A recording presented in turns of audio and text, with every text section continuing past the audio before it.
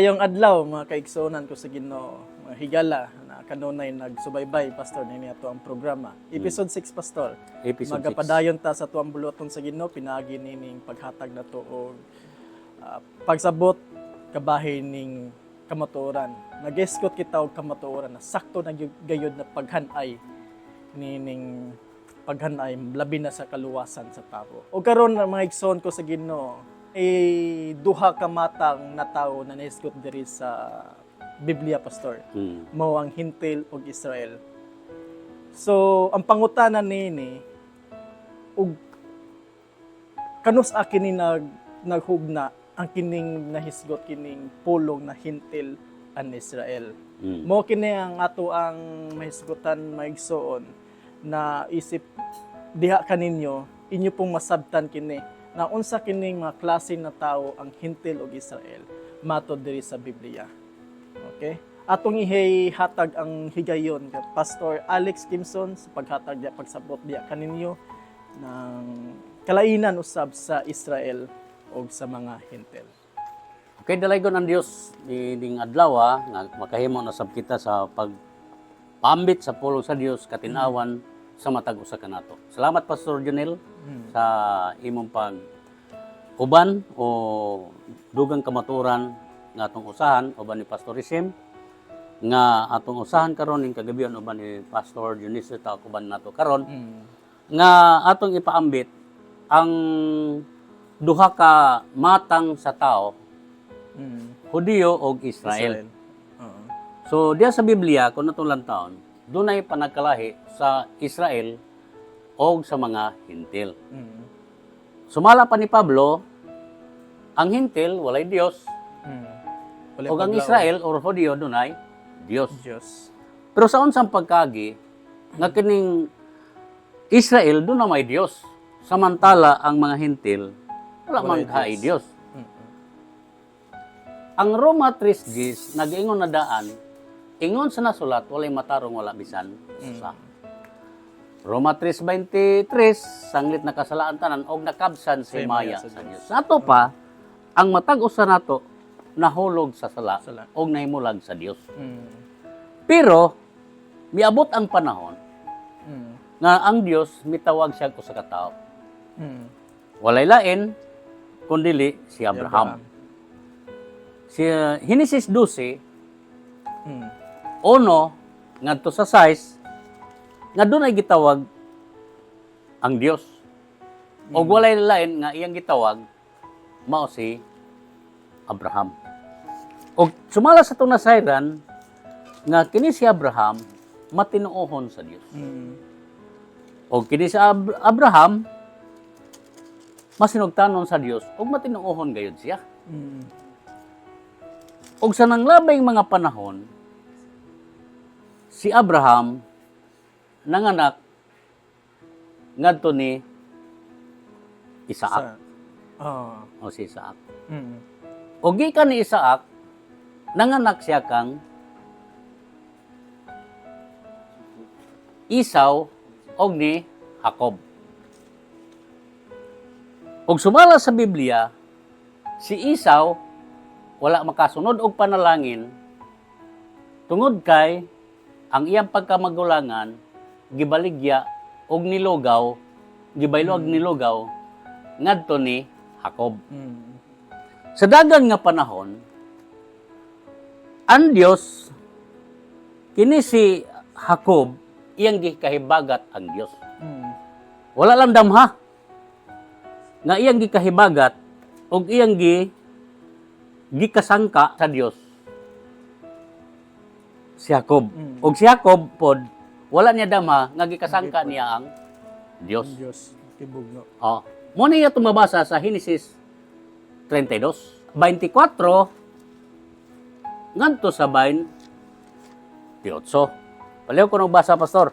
Ug nahibilin si Jacob nga naginusara ug may nakibugno kaniya nga usa ka tawo hangtod sa pagbanag-banag sa adlaw. Sunod.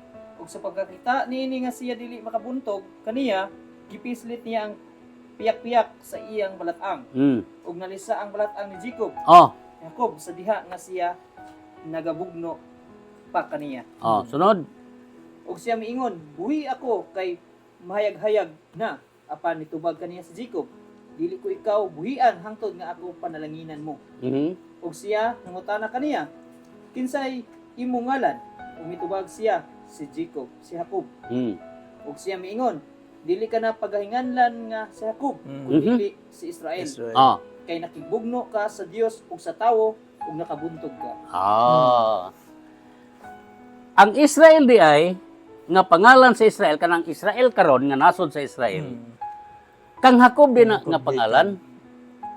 O gikan ni Jacob gihatag ang pangalan ang ngalan nga gitawag og Israel. Kay nga naman, unsay gingon sa kaaway ni Jacob kaniadto, nakigbugno siya sa Dios ug sa tao.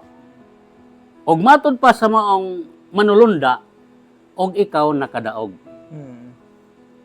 Og gipangutana siya, unsa may imong ngalan? Ingon siya, si Jacob. Siya sugod karon, dili ka na Jacob, kundi Israel na. Mm. So, diri, sa Genesis 32 pa lang, nagsugod na ang Israel. Diri nagsugod, Oh. pastor. Yan nagsugo. So, diri na magsugod ang duha ka matang nga kalainan sa rasa sa tao. Mm. Bisan tuod daghan ang rasa klase sa tao. Mm. Daghang kayong languages, mga sinultihan Mm. sa tanang kanasuran. Pero duha lang ang gitarget sa Biblia. Ang una, Israel or Hudyo. Ang ikaduha nga klase, Hintil. Kinsang maning Hudyo Mm. o Israel. Ang Israel, dunay Dios. Ilaha ang Dios. O ang Hintil, lumalangyaw. Dumuluong, Mm. walay Dios. Sumoday na ta. Duruhara, managkalahi nga rasa sa tao nga ato makita sa tibuok kalibutan. Sa pagkakaroon. Mm. Hudyo or Israel, nga dunay Dios, samtang hintil sa lawas, mga walay Dios. So, sa lagtod nga pagkasulti, gawas sa nasod sa Israel karon, kanang Israel karon, Mm. gawas kanila, gitawag ng mga hintil sa lawas ang mga tao. Bot pasabot, mga walay Dios. Mga walay Dios. Makita man na nato, mabasa man nato na sa Roma 9, Mm. 9:4. O sa Roma 9:4, ila ragid ang Dios, Mm. ila rapod ang pagsimba. Palayo ko ro Pastor Isem. Sila mga Israelihinhon Oh, klaro. ug nailaha ang pagkainanak, Ilang pagkainanak, kadungganan, kadungganan, ang mga pakigsaad, pakigsaad, ang pagkainahatag, pagkahinatag, natag sa kasuguan, o ilang kasuguan, ang pagsimba pagsimba, ug mga saad. og mga saan. Unsay gingon? Sila Israelinhon. Mm. Ila ang Dios, ila ang pagsimba. Mao ni problema karon. Mm. Kinsa man day ang atong Dios nga ang Dios sa Israel dili man Dios nato. Atong basahon. Sa Exodo 3, nagaingon sinadaan siya sa bersikulo 6, ako ang Dios ni Abraham, Mm. ako ang Dios ni Isaac, ako ang Dios ni Jacob. Palayo ko ro Pastor. Labot pa miingon, ako mo ang Dios sa imong amahan, ang Dios ni Abraham, Oh, ang Dios ni Isaac, oh, ang Dios ni Jacob. oh, Unya si Moises mitabon sa iyang nawong, oh. kay siya hadlok sa pagtan-aw sa Dios. Kinsa si Jacob? Si Israel. Sa ato pa, ang Dios, Dios lamang siya ni Abraham, Dios lamang siya ni Isaac, Dios lamang siya ni Jacob ug Israel. Kinsa man day atong Dios? Mm. Sa lakto do pagsulti, wala gitay Dios. Wala tay Dios. Bisag usahan nato simba og Dios, dili man nato siya Dios. Kay ang mga hintil sa sinugdanan dito pa sa Genesis 5, dito na nagsugod na ang mga hintil. Mm. Ang hintil dito gitawag sudto siya mga kanasuran Mm. or mga tao na nga naginlaing nga Pinulungan. sinultihan kanasuran, gitawag to silang mga hintil. Oh. Pero dili pa Hudiyo. Dili to sila Hudiyo. Milutaw ang pagka-Hudiyo or Israel sa panahon ni Abraham. Nga diha pinagi sa kaliwat ni Abraham, nahimugso si Isaac, kay kinirabad ang balang kasulatan, nagtarget rod usa ka grupo. Gikan ni Abraham, ni Isaac, ni Jacob. Na kung dili ka kaliwat ni Abraham, ni Isaac ug ni Jacob, kinsa ka man kaliwat. Mga hintil sa lawas, mga walay Dios mo na kita. Mga tao nga mga walay Dios. Pagkaluoy sa atong kahimtang. Bisan kung saan itong simba og Dios, wala tayo Dios. Basahar gud sa episode 11 para hindi ta mawala. Busa, hinumdumin ninyo nga niadtong panahon na kamong mga hintil sa lawas, nga gipanganlan nga mga walay circumcision. Walay circumcision. Na nagtawag sa ilang kaugalingon nga mga may circumcision. Oh. Sunod pinagis sa mga kamot. Oh. 12.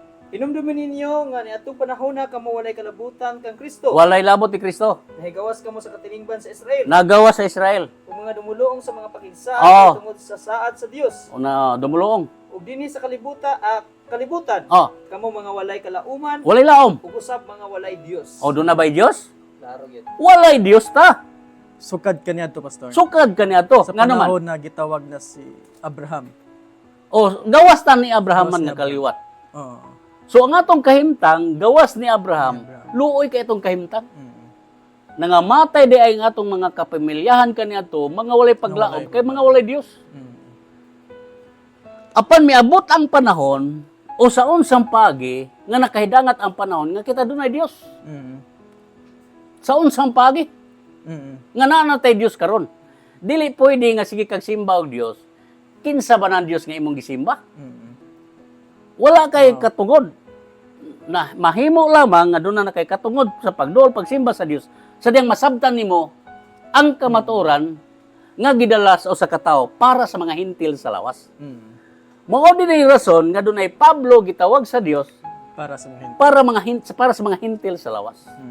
Kay katundusi ka mga apostolis, wala toy labot nato, wala tay labot adto kay katundusi ka apostolis, gitawag lamang kato sa Dios ngadto sa nawalang karnero sa banay ni Israel. Wala gito'y labot nato.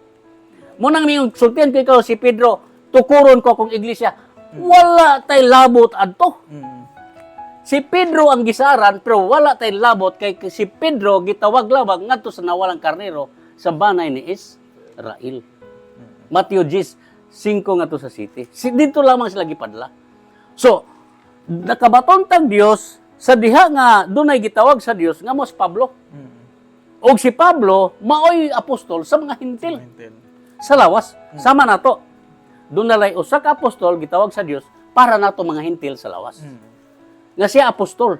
Og klaro kay sa Roma 11:13, nga imong makita nga siya ang apostol nato nga mga hintil sa lawas.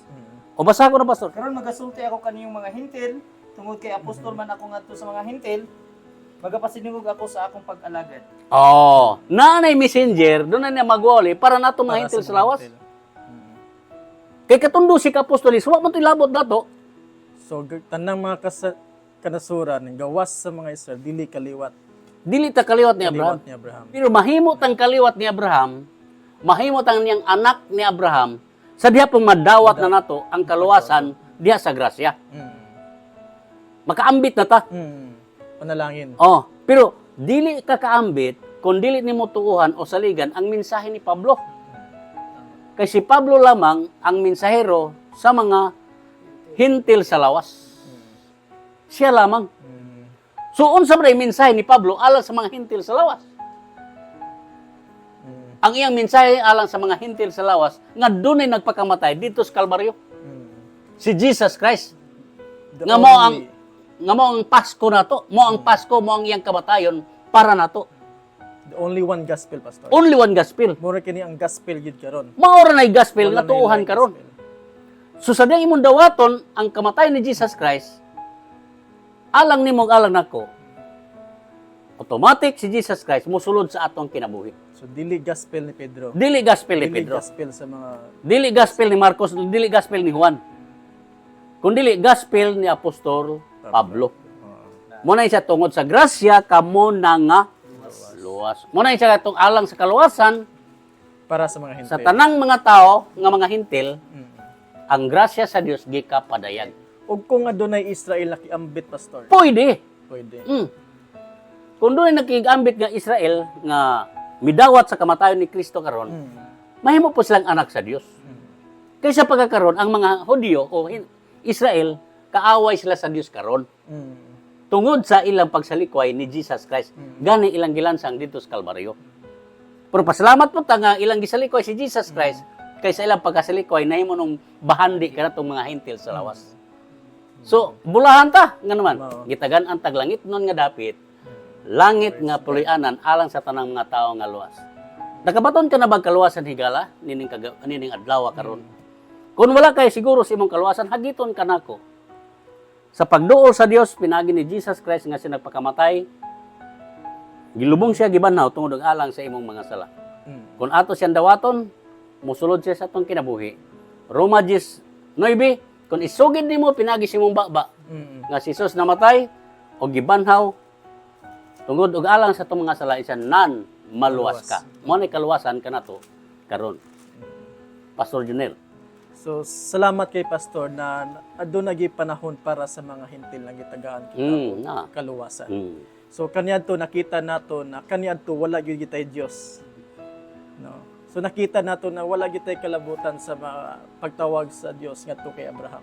So salamat ta kay miabot kini si Apostle Pablo na diri sa Corinta, 1 Corinthians chapter 15 na si Pablo day ang pinakaulahin na apostle pastor na gitawag para sa mga apostol karon sa panahon sa grasya. Dili sa si Pablo si Apostle Peter, no, kundi si the only one apostle, si Sa Apostle grasya. Paul, no, sa grasya. So daghang salamat pastor sa ato ang pasindayag nining adlaw na mahitungod sa kalambigit sa hintil or sa Israel. Israel. Oo, so nakita nato na dunay duha ka matang sa Biblia naghisgot og Israel and hintil. So nagpa klaro kayo na sa matuod din sa pulong sa Ginoo naghisgot kay nakita wala gid tay kalabutan. So kita mga hintil kita. Kaliwat. Pero sa demi dawat na taniya, mga anak na ta sa Dios. Okay. Og ang balang espiritu mipuyo na sa matag usa nato. Mo nang na sa 1 Corinthians chapter 6 verse 19, wala ba mo masabalo nga ang espiritu sa Dios nagpuyo sa sulod ninyo. Amin na kayo. Mituo na. So nanatay Dios. Oo. Mo na nga sa Galacia 3:7 nga tanang natuo anak na ni Abraham. Oo. Okay, salamat kayo.